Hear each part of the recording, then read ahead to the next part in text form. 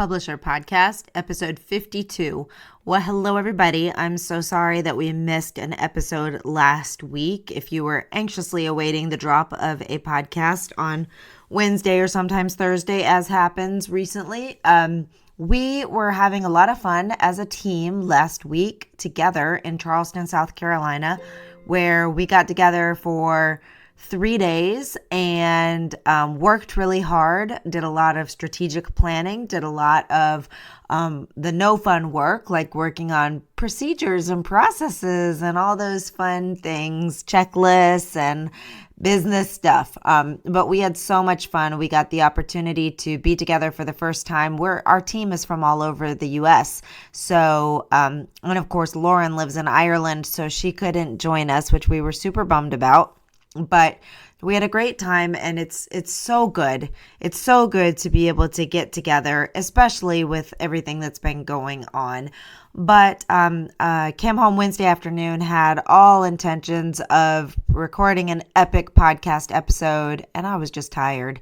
And yesterday we had a massive, wonderful launch for Sarah Schwartz with her middle grade book, Game Over, Shrink Withers, that we're just so happy to have been part of that project. And again, another day went by and I was just like, you know what? It's just not going to happen. But today I had the pleasure of interviewing Heather Vickery, and you're going to love this interview. She is so fun and uplifting, and we're talking about her new book and her journey to publication and some of her tips. So her book is available today on Amazon. It's called F Fearless. It's actually F*CK Fearless, Making the Brave Leap by Heather Vickery. And I hope you'll enjoy the show.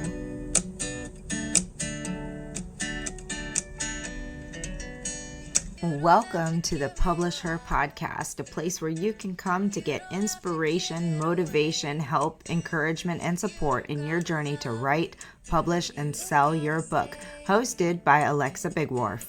'Cause I've been where you've been, and I felt what you're feeling, and I don't want to get in your way. All right, everybody. I am really excited to bring Heather Vickery on the show today. She and I go way back. I'm not even sure where our paths crossed at some point in time. I think it was when you applied to be a guest on my podcast back like 3 years ago. When you were first starting it. Yeah. And now you're like Superwoman podcast, like a massive, top 10 podcasts and all this kind of stuff. Top 1.5% global. I'm not mad at that. That's pretty exciting. That is Go listen to the Brave Files. Extremely exciting. Yeah, go listen to the Brave Files. Yes, you can find my interview on there. One of the first ones that she did. Seriously. Yeah. Oh my gosh. That's fair. Congratulations. I'm really proud of you and happy for you, because listen, I can tell you, just watching my little numbers just kind of barely ratchet up. I'm like, it's a lot of work and effort. We should do another interview just on how to grow a podcast for all the folks in the audience, including me, who want tips on growing their podcasts. Well, hopefully I'll get to talk about that at your summit, but I don't know. Yes. Yes, you will. You will. Surprise. You're a speaker in the summit. And we will talk about podcasting. So yes. Okay. But today we're talking about your life as an author. And today is October 28th, not as we're recording, but as you're listening. It's actually, we're only one day ahead of it. This is just our world right now, right? So on October 28th, your book, F Fearless, it's the real word, but this is a non-cursing podcast. So, Making the Brave Leap, right? Yes. Making the Brave Leap. Making the Brave Leap. And this is your third book, right? It is my third book, although I feel, well, technically, if we want to count the one we did together, it's the fourth. Oh, that's right. That's right. Because you were in our Lose the Cape book on social activism. Whoop, whoop. Yeah. But it's the first full book that I've done. So the first two are books that are attached to gratitude journals. One is for kids and families and one is for adults. So this is the first, 320 page, wrote it all, book. All the And stuff. holy moly, is it a different experience. Yes, it is. Yes, it is. And y'all, I totally forgot to tell you let me tell you a little bit about Heather so that as we get into talking about her book, you'll understand her background. So she's an award-winning business owner and global leader with over 20 years as an entrepreneur. She leverages her entrepreneurial skills and expertise to coach individuals towards greater personal and professional fulfillment by helping them leverage their fear into intentional bravery. And so with the podcast where you're talking about the Brave Files, you feature people who have overcome really big things and had to be brave in their lives. Yeah. The way I usually phrase it is they've stepped out of fear and into bravery, because this notion of overcoming fear feels laughable to me. Because we're always afraid, right? We're always afraid of something. And that's why the book is called F Fearless. Right. And it's spelled out in all big letters. There is an asterisk there. And there is an asterisk. That's right. Because society sells us this BS line that the successful people, the leaders, are somehow fearless. And that if you want to be one of those people, you have to be fearless. That is not freaking true, right? Agreed. We have fear. We feel fear. Sometimes fear saves our lives. Fear is a natural, normal human emotion. And fear is the only thing that enables us to be brave. We can only be brave when we deal with our fear. Yeah, that's an excellent point. And I mean, you mentioned it in your bio as well, that you're a single mom of 4 girls, which I'm one of 4 girls. So always special place in my heart for moms of 4 girls. Where are you in the lineup? I'm 3. Okay. Number 3. I could see that. Yep. Yeah. Okay. Little unruly. You know, by the time you're not the baby, but by the time you get to number 3, people just forget about you. So, you know, you kind of do your own thing. Not my third. She is big and takes up a lot of presence. You don't ever forget she's in the room, but I don't think anyone ever forgets you're in the room either, Alexa.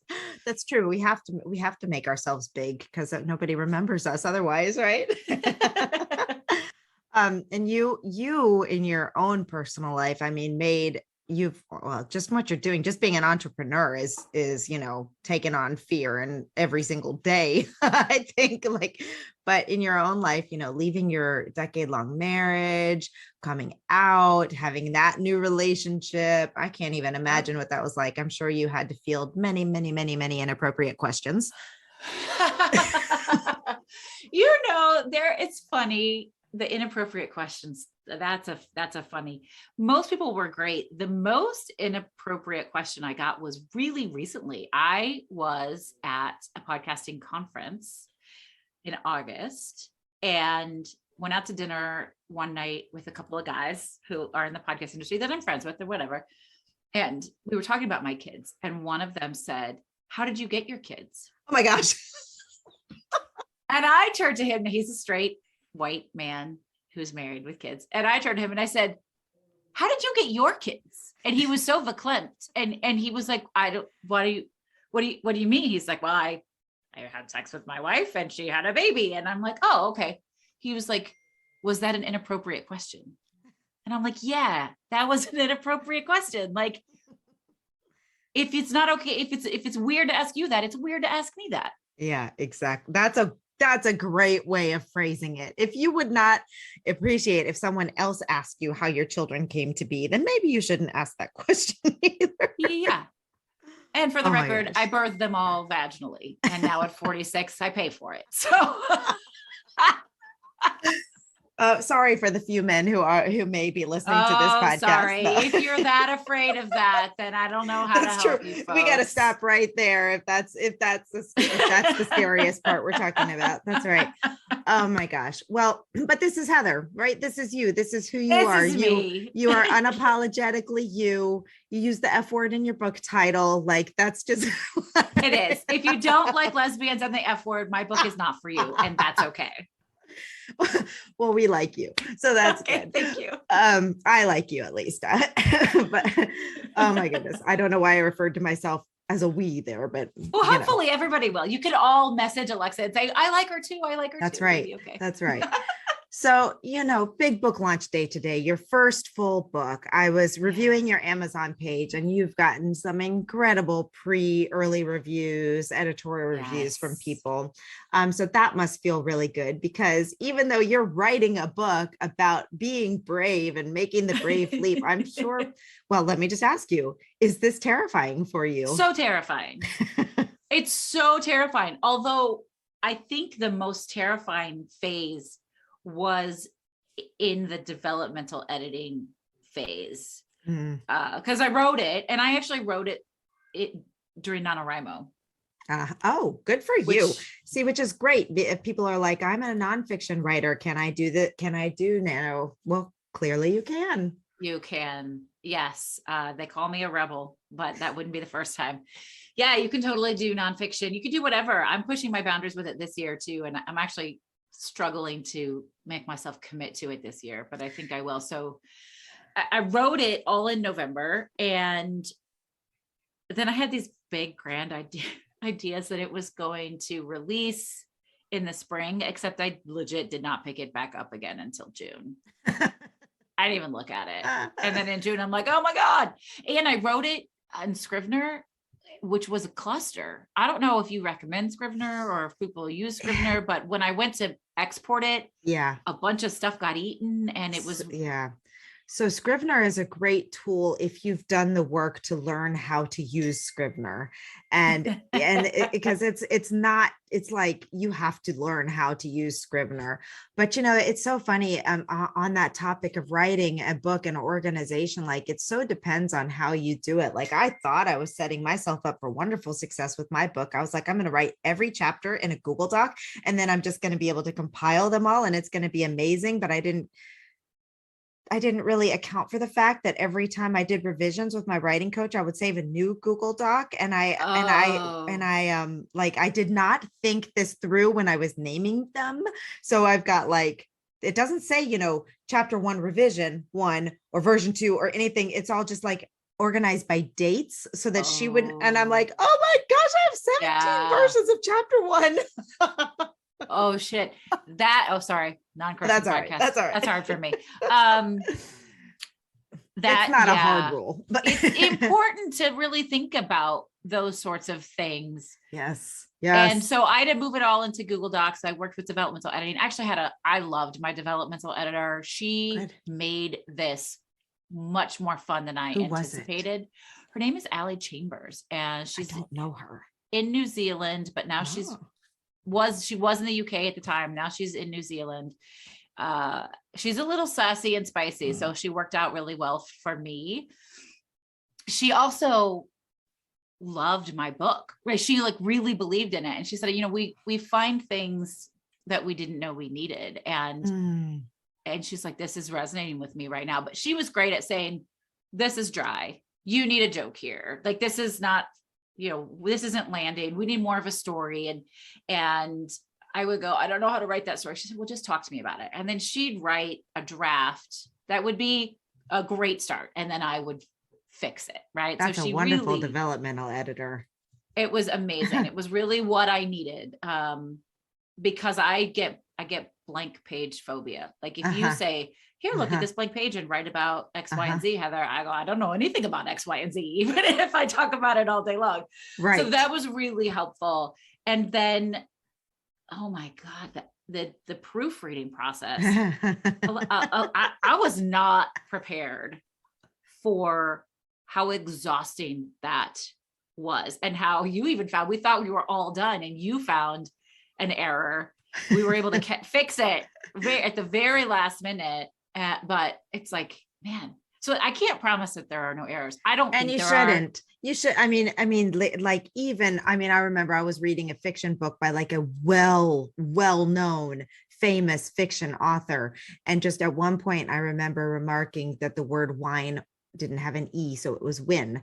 And here's the thing about once you're in the book industry, like things like that will, like, here I am, this was 3 years ago and I'm still talking about it, but edit mistakes do happen. I mean, so it's okay. It's okay. Yeah. Yeah. But I mean, we have done our best effort. I probably edited and proofed and reread it literally 25 times. And the best tip that I got, because my partner released a book exactly a month ago. Her book came out 1 month ago.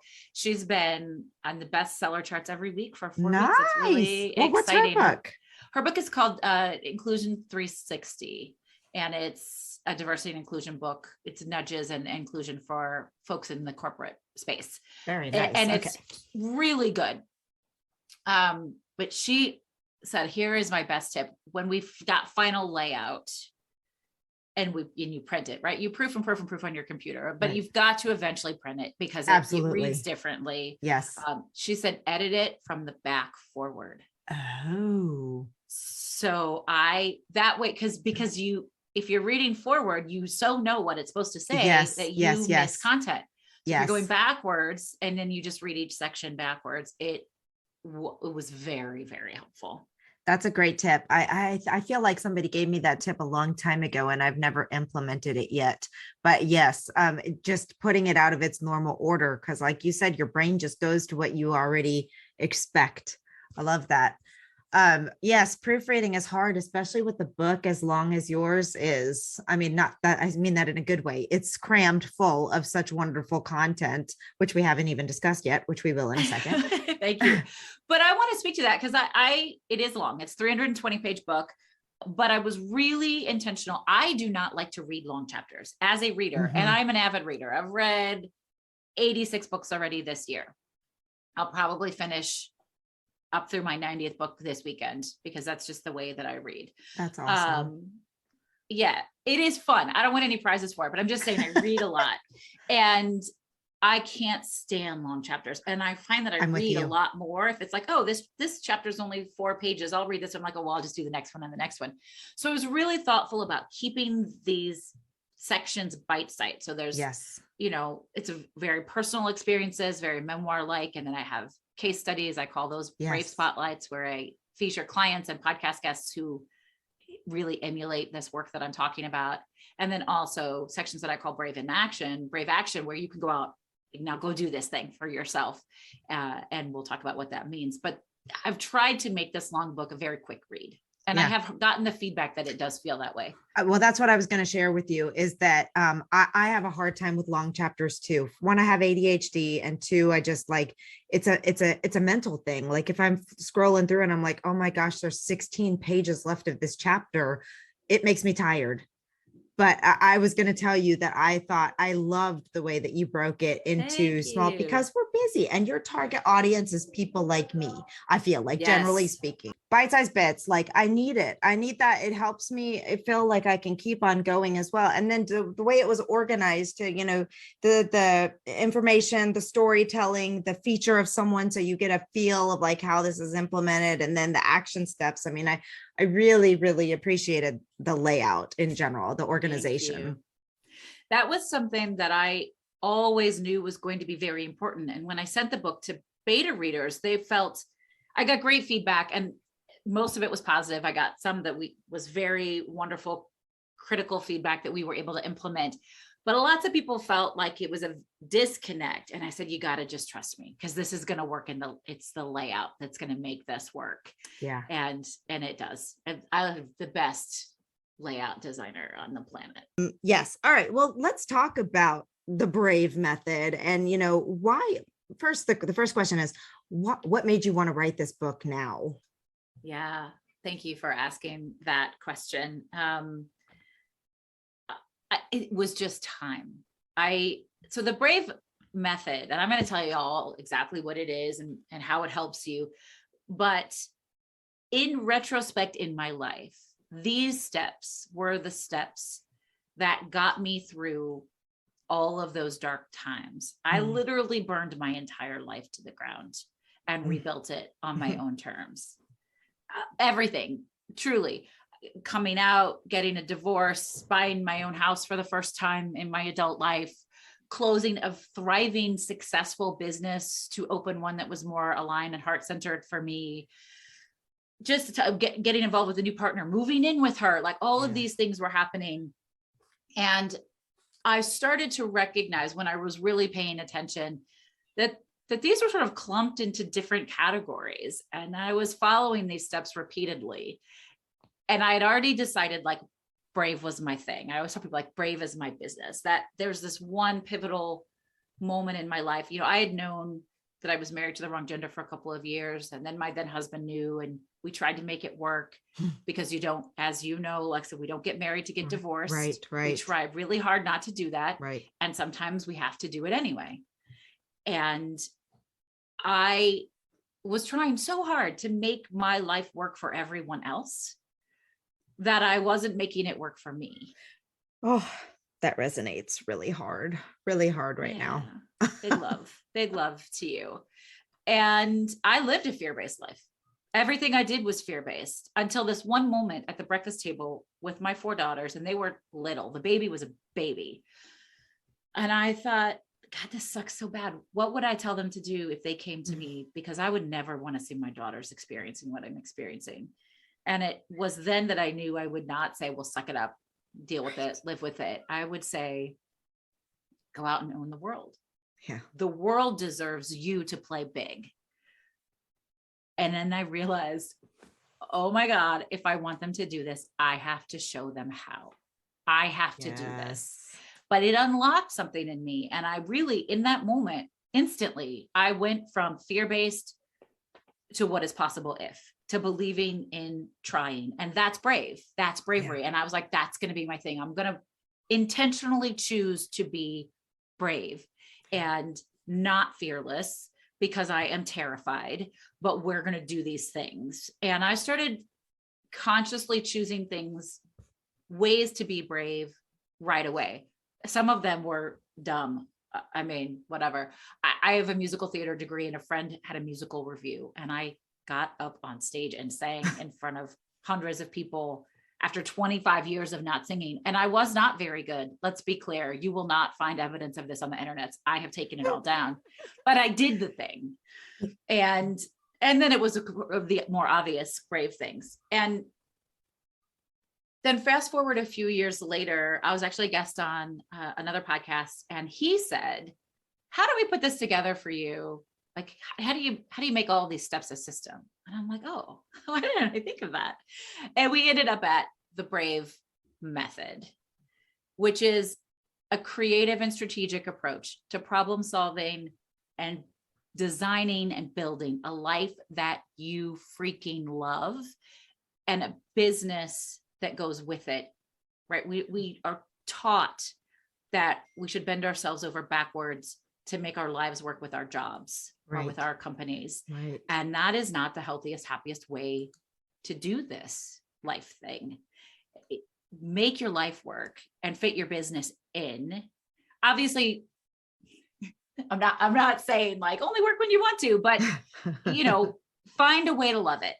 And that's a very nuanced thing to do. But it's designed to meet you wherever you are. And it's going to be different every day, every month, because you're different every day or every month.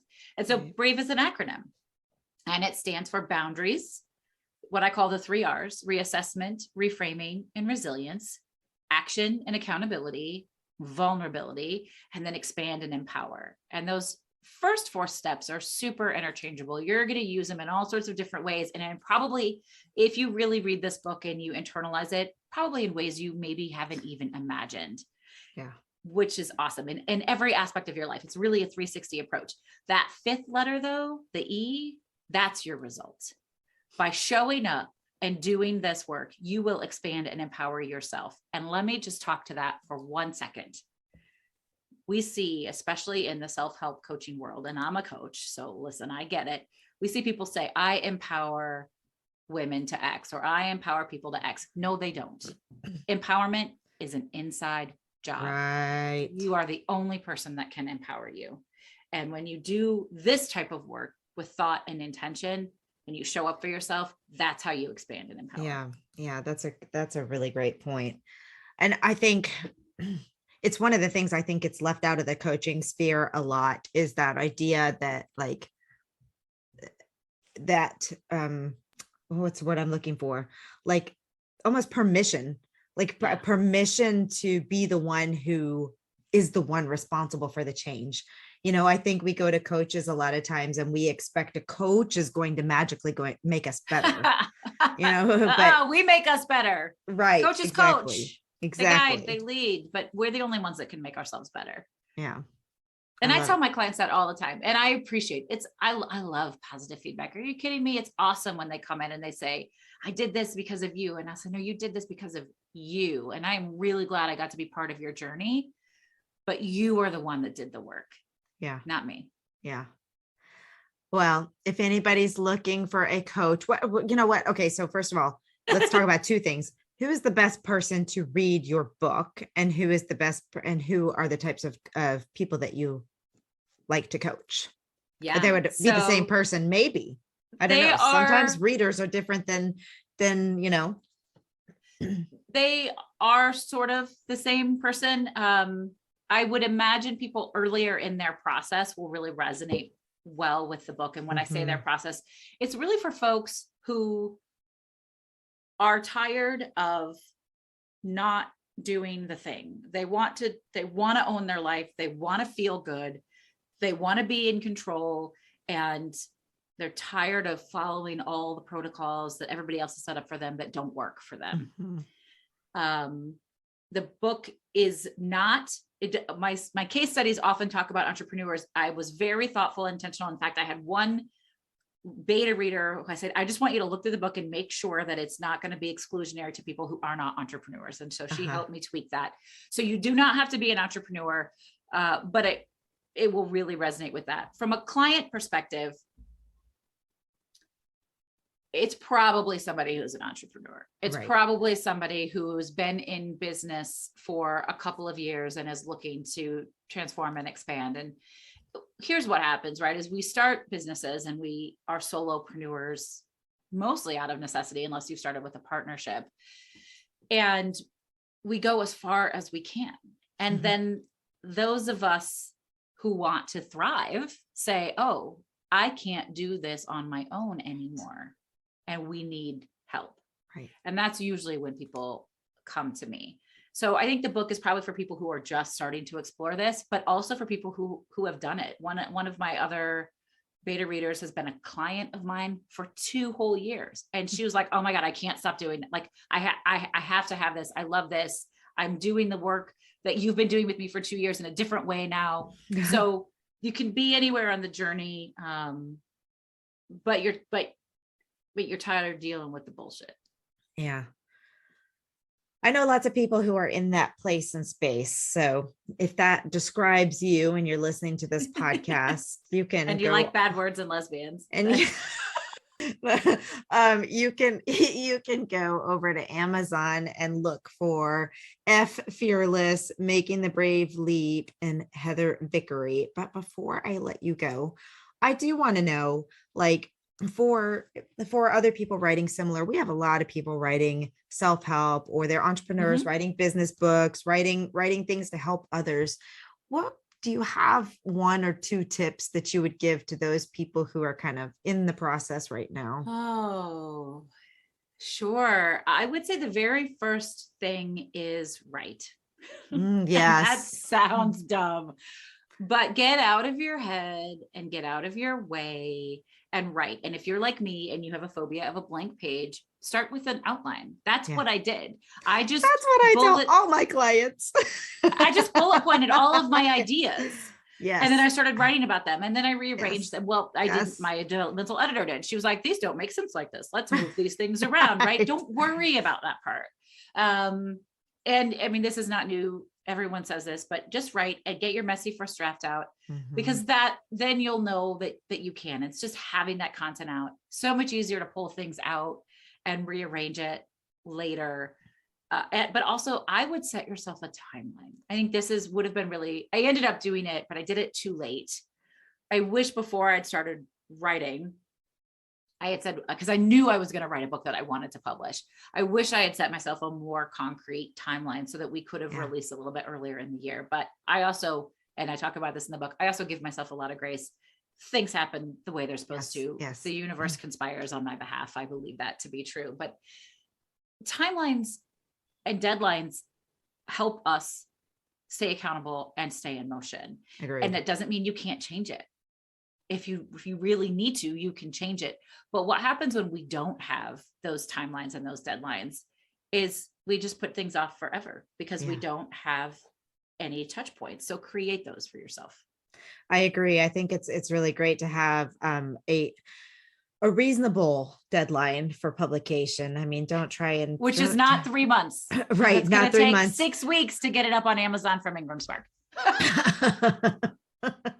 Yes, you need the time in your process for all the things, but you also you got some really great endorsements for your book. I was just looking at I saw Denise's in there. That's pretty big name, nice one to have on there, and some other great ones. So do you have any advice? People are always asking how to get endorsements. Y'all, you've got to ask for them. That is the only, every endorsement I've got, I took a big old deep breath and I put my shoulders back and I sucked in all of my fear and I reached out via email or text. Some of these people I actually know. And I said, would you read my book for me and give me an endorsement, please? And they said, what? And I said, would you be willing to read my book and give me an endorsement if you like it? And they all said, yeah. I would love to. Yeah. And some of them, Denise was one of them, said, I'll have it back to you in 24 hours. And some of them took 4 weeks and a lot of begging. Yeah. Right. And so you never know what you're going to get. Give yourself a good lead time on it. I was really intentional about only putting executives and C-suite folks on the back of my hardcover, but we've got all the rest on the inside. And then on the back of the paperback, which is not going to come out for another month, I only have one quote, and I probably didn't pick the one y'all expected me to pick. So there you go. All right. Well, that's a little teaser there. Why did you decide to hold off on the paperback version? Really interesting question. I like hardbacks. I think they're fun. Although let's be really transparent. Nobody's making any money off of a hardback. If you've actually done the math, it's so funny that you say that. Print. 92 cents is what we earn on the hardcover book that I was looking at the other day for one of our authors. I was like, are you flipping kidding me? Yeah, no, you don't, because they're really like this book, which my list price is $27.99. It cost me $12 to print this book. And then if you go through a distributor, they're taking 40-50% of your profit. So we're not getting rich here. Right. But it was totally vain. I wanted a hardback book and I am excited about it. I love it. It's special. Yeah. And it's not about money. Would I love to become a New York Times bestseller and make a lot of money? But they don't. I was recently listening to Phoebe Robinson's book, one of her older books, that I love her stuff. And she's like, y'all think that writers are really rich, but my book cost $11.99 and you bought your copy, or you got your copy from the library because I saw a picture on Instagram. Like, we're not getting rich here. That's so true. Right. So I did it because I wanted to tier it. Also gives me an opportunity to do a second launch. It will not be like this one. And this has been amazing and fun and hella exhausting. But it'll release in time for people to choose which version they want, if they want to buy holiday gifts or do whatever. And it just sort of keeps me in top of mind as I get to say, oh, now we're releasing the paperback. Yes. Well, I ordered a hardcover because I too like hardbound versions of books like that, of business books. There's something nice about them. And they look so much prettier on your shelves. And yours is a really nice cover. I do like that. Thank you. Thank you. It was really fun coming up with the visual design for that. It's inspired by my corporate branding, but it is not an exact match, but it just keeps sort of my stuff consistent across the board. Yeah, no, I like it. I remember because you have the orange kind of triangle-y things in your first journal, right? Am I remembering that correctly? It's been a few years. Actually, I think you were like, I don't think that's the right cover. Do you remember that? I like your cover. I'll be honest. It's squares, not triangles. Well, there's some triangles in there. Geometric shapes. It's But you did a good job of explaining to me why. And once you told me why, I was like, all right, that makes sense. Awesome. Yeah. And so people are like, why? But Alexa was suggesting that I feminize it a little bit more. And the colors are very feminine, but the design is geometric. And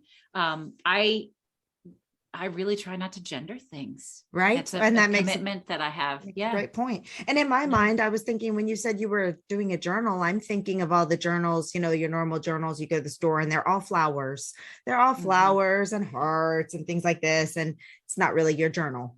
That's and what do we think of the assumption that only girls and women journal? And you would be amazed the number of people who say to me, oh, I'm going to buy your gratitude journal for me and my daughter. And I know they have sons. And I say, why in the world would you not want to practice gratitude with your son? Yeah. Think about that for a minute, folks. Gratitude is for everyone. Journaling is for everyone.